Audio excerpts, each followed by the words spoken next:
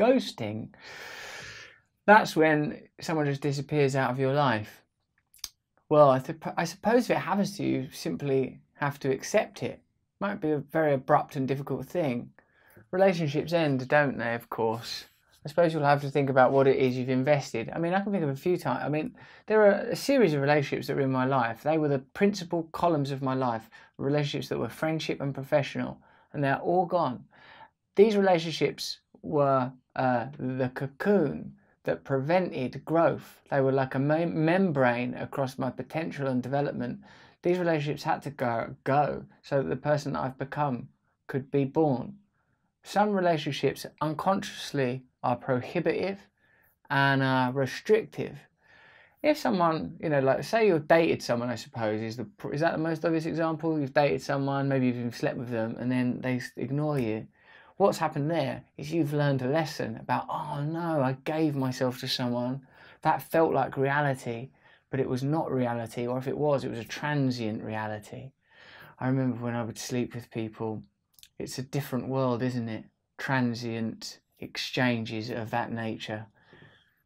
I'm glad for some kind of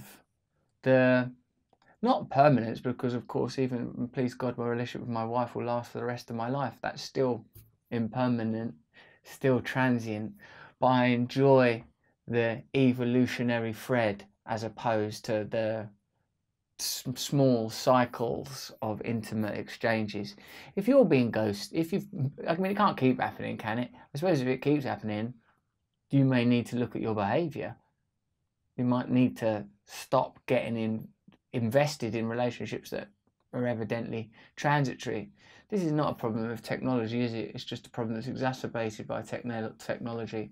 All of the technological problems that we experience, I feel like, are expressions of latent potential, as all reality must be, due to the nature of time and entropy. Things aren't there, then they become, then they are present in a manner in which we can perceive, receive and understand them. I say that you need to be able to let go and learn the correct lesson and examine relationships going forward. Why do you make such investments in things that are so clearly fleeting?